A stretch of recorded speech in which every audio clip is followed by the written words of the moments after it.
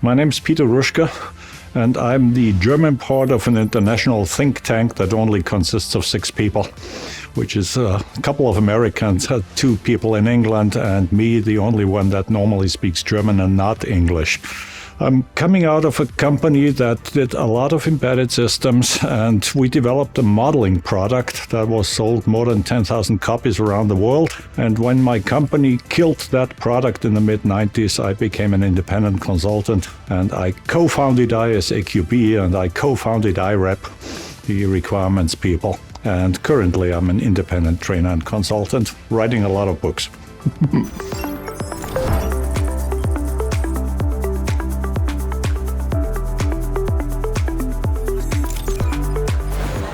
Commercial or publicly available frameworks, they are very resource intensive, and yes, it would be good if they would be better modularized, but even if they are, since they want to be available to a wide audience, they have to have a lot of parameters, a lot of settings in there that maybe you don't need in your application. And especially if you have limited hardware, it's good to limit it to your needs and not to the needs of the whole world. And I don't think that commercial frameworks can achieve that, because they want to be general purpose, and even if they're modularized, they might be too big.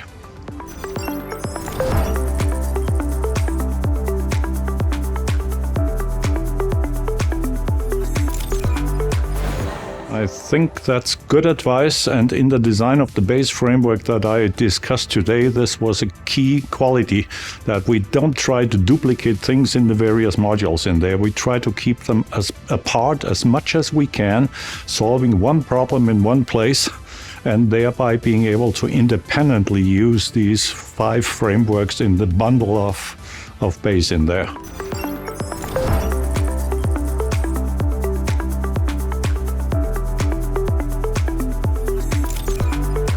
We call it a framework of frameworks, because not every application that I mentioned in the end of my talk uses all of them. Some only use 2 or 3 of them with some base libraries, and some others use more of that, depending on what you really need. You always try to keep the footprint as small as possible. Yeah, it was a basic design decisions to keep the aspects in these family of frameworks as independent of each other as possible. So what we're doing is good coupling and cohesion. So you're trying to get very cohesive frameworks and have little interconnection between them, so that none of the problems is solved in 2 places. And you always know which ones you want to use, and the other ones you don't have to compile and link with the rest of it.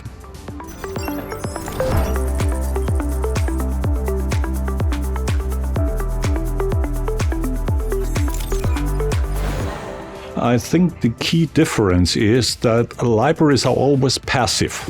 If you need something, you call it.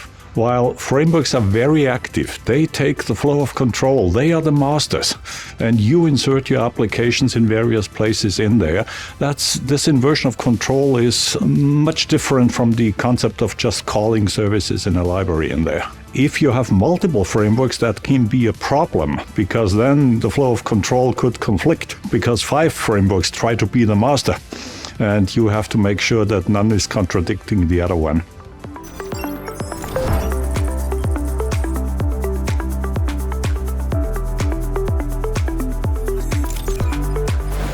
A lot of people are using the ADR terms today, and they are going for the NIGAT template and what to describe about an architecture decision record there. I think our template for the concepts is more general, and we're just trying to give people the advice on what should be in such a concept. You never come up with a solution without having a problem that you want to solve. So you better say what kind of problem that concept should solve. And the more important part is, yes, you're including building block diagrams and you're including runtime diagrams, but the most important thing is be as concrete as you can. Show people something that they can easily copy. Take it. So either make it a prototype or show source code or so test frames for that, so that really users of it can easily apply these concepts without too abstract ideas in there.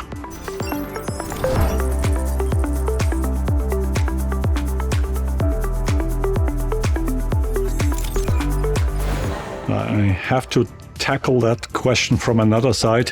In our foundation level seminars, we always say that the hardest thing is to design the right interfaces.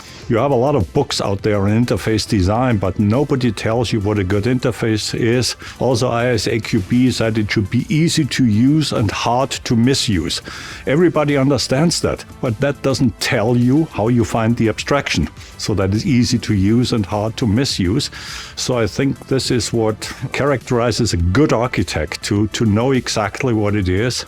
And most public frameworks and commercial frameworks, they have interfaces that are much too wide. So you're getting too many functions and too many parameters. And understanding the correlation between all of them is very, very hard. So what we are trying is to put some kind of convenience layer or tools on top of that framework for your specific applications. And they should be really easy to use and avoid all that kind of flexibility that commercial frameworks might offer to you.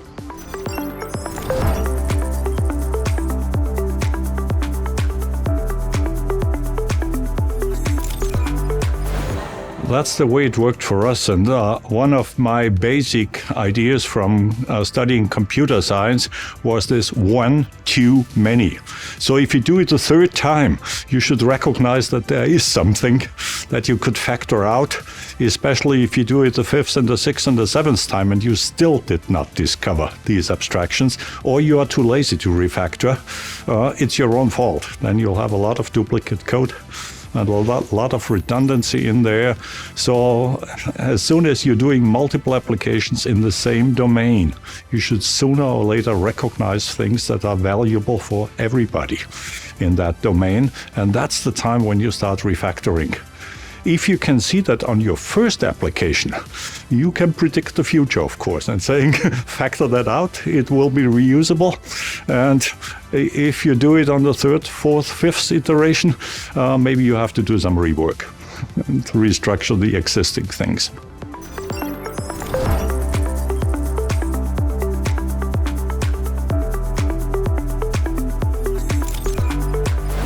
Yes to both. I think it's incredibly hard because we are talking about abstractions. It's not like if you're discussing your business processes and you can watch business processes and see the steps in there. We're talking about very abstract concepts that have to be discovered. The example I learned was back in object orientation when somebody says, imagine you're working for a hotel and you do a reservation system. And you come up with functions like reserve room and cancel reservation and change the type of room and so on. And who knows that 5 years later, this hotel chain will buy a car rental company. And could you have seen the abstraction that you also want to make a reservation for a car and change the style of car and so on?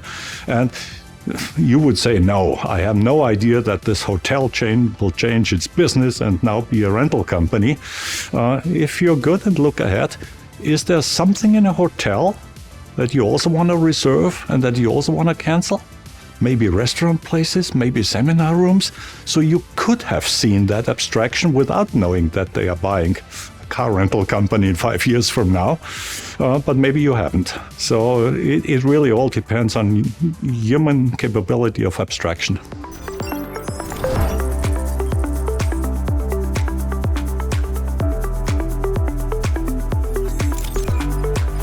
I'm always joking with my partner Gernot Starke and saying he's in the boring part of software where we just do sell tea on the web or something like that. Of course, this is a very interesting area and there's lots of problems in there. But I think people who love to create systems out of hardware, software, electric components, mechanical components, they are willing to stay in that area because they love to create real products that you can touch, that you can feel, and they are happy in this world. And I don't think they will feel well if they are just filling big databases and other stuff in there. So it's a fun world, and the group of people who work in that field is large enough. If you look at all the automotive industry, at medical instruments, at telecommunication and factory control, there are a lot of projects that need that kind of knowledge.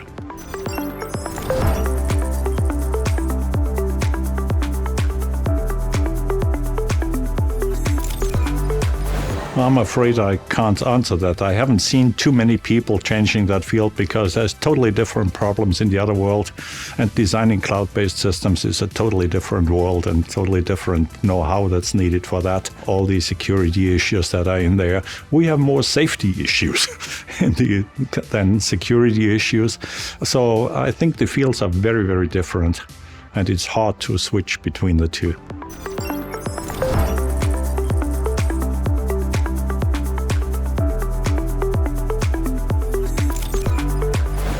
In one of the last talks done by Nikita Golovka, in there, you've seen that the worlds are mixing. They are having edge computing, they are doing hard real-time stuff on the one side, and they are evaluating that with AI-based systems in the cloud. And so, yes, you need skills from both levels if you're doing modern systems, because you're not only doing the software for a small embedded computer. Today, you won't have over-the-air updates, and that requires other skills in there. So a nice mixture of knowledge in the teams is surely preferable.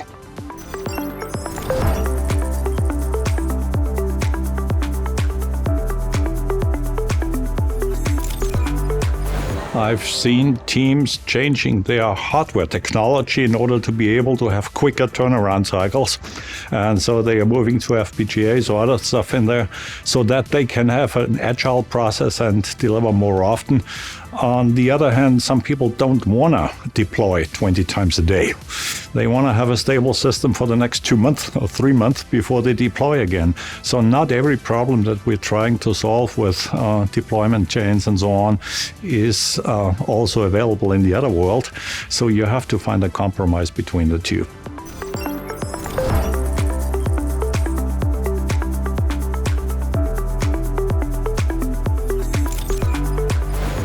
One of the key things is that we have to be able to document and communicate our design decisions. And in such shared worlds, you very often have a top-level split between these two worlds, and then you can go into details in each of them and have the specialties of the different areas covered in there.